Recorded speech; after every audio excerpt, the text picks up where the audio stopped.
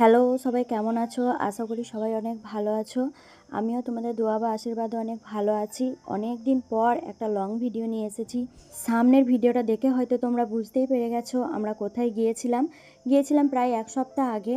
ভিডিওগুলো শেয়ার করা হয়নি, তাই এতদিন পর শেয়ার করছি। আর সেই জায়গা যাওয়া নিয়ে তোমাদের অনেক গল্পনা আমি শুনেছি। আমি একটা ভুল হয়তো করেছিলাম, কিন্তু সেই ভিডিওটা আমি ডিলিটও করে দিয়েছি। আর সত্যি বলতে সেই ভিডিওটা বানানোর পর আমি খুবই লজ্জিত।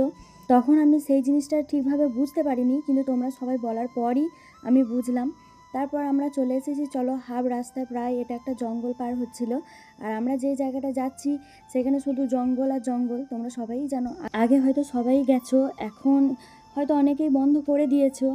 এটা আমরা পার হলাম, এবার এলাম বাজার, কাছাকাছি চলে এসেছি। আমরা যাচ্ছি আজকে পাথরচাবড়ি মাঝার। সেটা যাওয়ারও অনেক কারণ আছে, না হলে হয়তো অনেক ভিডিওতেই দেখেছো আমি অনেকই মেলা গেছি, আর সেগুলো বেশিরভাগই মাঝারেরই মেলা। কিন্তু কখনো কি দেখেছো যে আমি মাঝারে ঢুকেছি?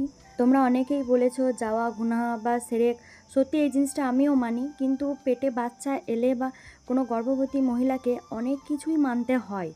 সে নিজের ইচ্ছাকৃত হলেও মানতে হয় বা বাড়ির কথাতেও মানতে হয়। হ্যাঁ, আর এটাও জানি যে দেওয়ার মালিকও আল্লাহ আর নেওয়ার মালিকও আল্লাহ। কিন্তু পেটে যখন বাচ্চা থাকে আমাদের অনেক নিয়মই মানতে হয়। বলতে পারো মনের ভয় থেকেই মানি, কারণ আমি চাই না যে আমার জন্য আমার বাচ্চাটার কোনো ক্ষতি হোক। সেজন্যই হয়তো, হবে না জানি, কিন্তু হয়ে গেলে কিছু তো আর করার থাকে না বলো। তারপর আমরা পুকুর ঘাটে গিয়ে একটু মাথায় পানি নিয়ে নিলাম, আমি গোসল করিনি।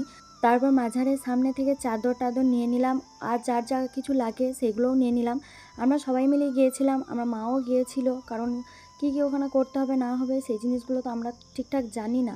আর এসেছি অনেক দিন আগে এসেছি, প্রায় 12 বছর পর আবারও এলাম। তারপর চলে গেলাম আমরা মাঝারে চাদরটা নিয়ে। আর এসেছি যখন সব নিয়মগুলো পালন করাই ভালো। তারপর এনারা কিছু দোয়া পড়ে দিল, তারপর চাদরটা নিয়ে আমরা চলে গেলাম মাঝারের ভিতরে। আমাকে যেটা যেটা বলা হয়েছিল আমি সেটাই করেছিলাম। আমি সত্যি বলতে নিজের ইচ্ছায় কিছুই করিনি, আর আমি সত্যি জানিও না এখানে কি করতে হয় বা কি করতে হয় না। তারপর মাঝারের ভিতর চাদরটা এক সাইডে রেখে আমরা কিছুক্ষণ বসলাম। আমরা বেশিক্ষণ থাকিও না মাঝারের ভিতরে, তারপর বেরিয়ে চলে এলাম। আর এই ছাগলটা পুরো দেখো গরুর বাছুরের মতো, একবারে কত বড়। ওটাই সবাই ছবি তুলছিল, ওই জন্য আমরাও তুলেছি। তারপর এই যে চলে এলাম ফুল বাগানের কাছে, একটা সাইডে বাগানের মতো করা আছে, খুবই সুন্দর। আর আমি যদি কিছু এই ভিডিওটাই ভুল বলে থাকি আমাকে সবাই ক্ষমা করে দিও, কারণ মানুষ মাত্রই ভুল হয়। আর সবাই ভালো থেকো, সুস্থ থেকো। চলো আমি এই ভিডিওটা এই পর্যন্তই রাখলাম। টাটা।